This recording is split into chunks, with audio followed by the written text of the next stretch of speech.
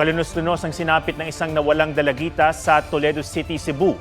Nakita siyang pugot at nakagapos sa puno. Arestado ang suspect na second cousin ng biktima.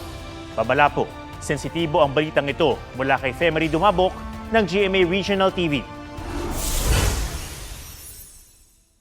Hindi na makakatuntong ng high school ang 12 taong gulang na si Crystal Joy Abarquez. Ang grade 6 pupil natagpuang naaagnas at nakagapos sa puno sa masukal at bulubunduking bahagi ng Barangay Ibo sa Toledo, Cebu, kagabi. Ang ulo natagpuan di kalayuan sa katawan. Natunto ng biktima nang makita ang isang aso na tangay-tangay ang isang paa niya. Siya mga nakatangag ato gyud. Tiil man daw ang nakita ni Papa daw niya. Muta nang report sila sa barangay. Ati sakit yung kaya gibuhat sa akong anak. Halos di na makilala ng ina si Crystal. Noong February 11 pa nila hinahanap ang dalagita matapos umalis ng bahay. Di akong gitawagan akong anak, dili na makontak. Nagsigimig tawag na sigimig banhas bilang adlaw wala dyan ning kuan pero salbahis kay ning tawanan. Di ay iyan ning gitaguan. Huli siyang nakitang buhay sa CCTV video na ito na nakaangkas sa motorsiklo ng isang nakasombrerong lalaki.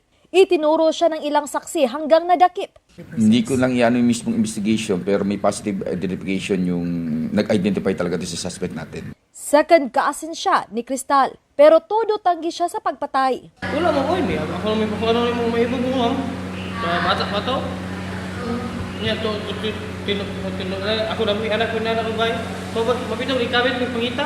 May 2 counts of rape nang kinakaharap sa Iloilo ang suspect. Ngayon, mahaharap siya sa reklamong murder. Hinihintay ngayon ng pulisya ang resulta ng autopsy para malaman kung pinagsamantalahan si Crystal. Unsay nakaon niya nga giunana man niya. Og akong tuyo lagi ipagawa sa pulis gani ako gay na siyang panitan. Oh. Panitan ko na.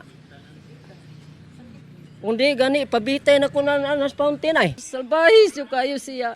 Paaski-asin pa siya nga si mutabang siya pangita. Di siya dyan niya kung ano ni mo. Di dyan kagagawa sa prisuhan. Malata po ka dito sa prisuhan. Sama sa imong gibuhat sa akong anak. Femery Dumabok ng GMA Regional TV. Nagbabalita para sa GMA Integrated News.